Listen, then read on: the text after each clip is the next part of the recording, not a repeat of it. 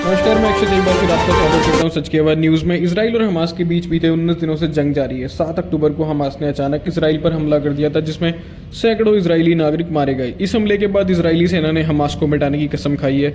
ऐसे में Israel Gaza पट्टी में हमास के ठिकानों पर लगातार बमबारी कर रहा है, जिसमें हज़ारों फिलिस्तीनी मारे गए हैं। अब इस जंग के बीच इसराइल ने भारत से मांग की है कि भारत, अमेरिका और तमाम देशों की तरह हमास को आतंकी संगठन घोषित करें। अयोध्या में बन रहे भव्य राम मंदिर में प्राण प्रतिष्ठा 22 जनवरी 2024 को होगी। इस अवसर पर मोदी विशेष तौर पर मौजूद रहेंगे। प्रधानमंत्री ने प्राण प्रतिष्ठा कार्यक्रम में निमंत्रण को स्वीकार करते हुए खुद इसकी जानकारी दी है। श्री राम जन्मभूमि ट्रस्ट के पदाधिकारियों ने बुधवार को प्रधानमंत्री मोदी से मुलाकात कर उन्हें निमंत्रण दिया। प्रधानमंत्री ने अपने ट्विटर अकाउंट पर इस कार्यक्रम में शामिल होने की जानकारी देते हुए भावनात्मक संदेश लिखा।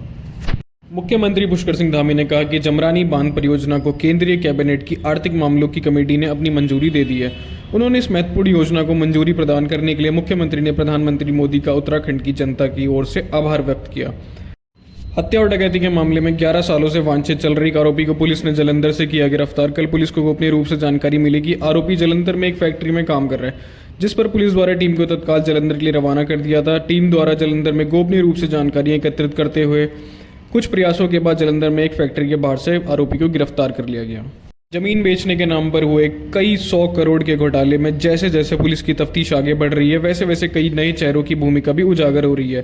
प्रॉपर्टी डीलर से संत बने एक आरोपी का जेल जाना तय है।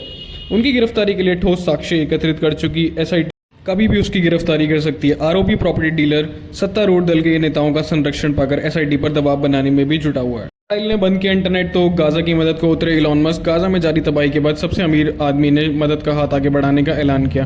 टेस्ला प्रमुख इलॉन मस्क ने शनिवार को कहा कि उनकी स्टारलिंक गाजा में अंतर्राष्ट्रीय स्तर पर मान्यता प्राप्त सहायता संगठनों को कनेक्टिविटी उपलब्ध कराएगी। इलॉन मस्क लंबे वक्त से भारत में अपनी सैटेलाइट सर्विस स्टारलिंक लॉन्च करने की तैयारी में है। दुनिया भर में धूम मचाने के बाद स्टारलिंक को उम्मीद थी कि वे भारत के बड़े बाजार पर कब्जा कर लेगी। अब जंगलों और पहाड़ों में भी चलने लगेगा इंटरनेट। जियो लाया सैटेलाइट पर चलने वाली ब्रॉडबैंड तकनीक, जो space fibre satellite based giga fibre technology है। जियो ने 27 से 29 अक्टूबर तक चलने वाली मोबाइल कॉन्फ्रेंस में अपनी इस तकनीक का शोकेस किया। सच की आवाज़ पर भी हर शनिवार और रविवार को शाम 6 बजे देश और विदेश से जुड़ी महत्वपूर्ण खबरों की जानकारियां ले पाएंगे। जुड़े रहें हमारे साथ, सतर्क रहें, सुरक्षित रहें और हमारे चैनल को सब्सक्राइब कर ज़्यादा से ज़्यादा लोगों तक शेयर करें।